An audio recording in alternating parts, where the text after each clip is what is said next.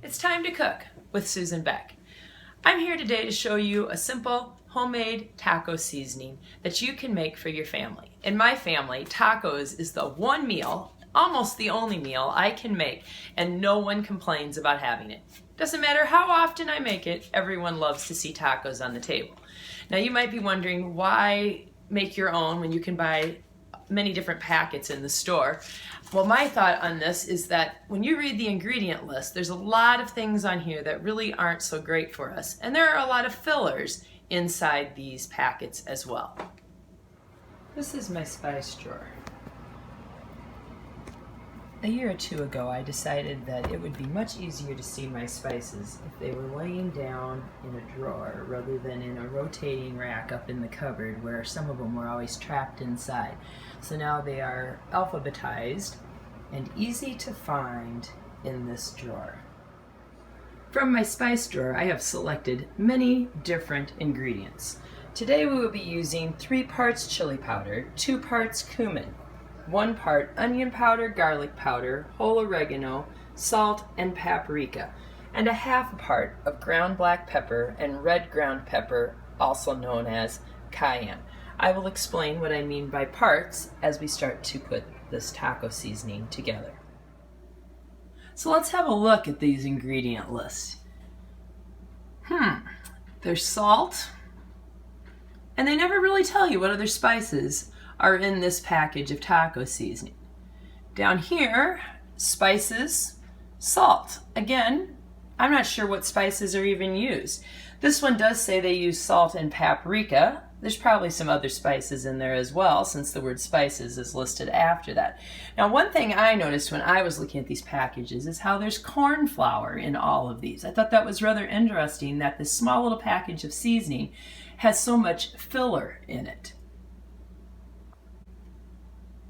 As you can see, there are a lot of ingredients that are not words we usually pronounce.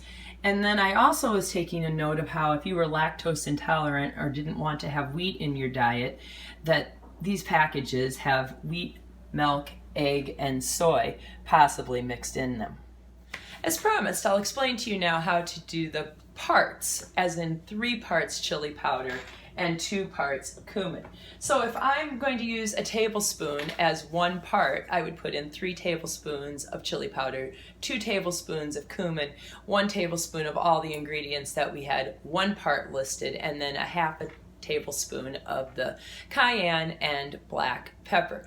You could decide how much you want to make. If you want a very large batch of this, maybe you'd like to give it as gifts, maybe you have a lot of tacos and don't want to make it over and over again, then a 1/4 cup would work just fine.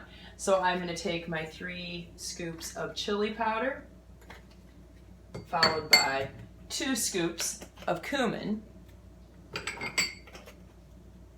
and continue on down the line, putting in the recommended number of tablespoons. Alright, so we have 3 parts chili powder, 2 parts cumin, 1 part onion powder, 1 part garlic powder, 1 part oregano, 1 part salt, followed by 1 part paprika, half a part black pepper, half a part cayenne pepper. Look at all those colors, and boy, does my kitchen smell good right now.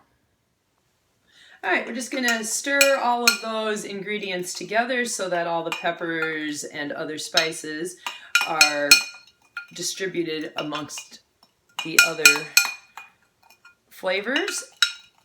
And then I like to store this in old spice jars. Just save a few next time you empty one.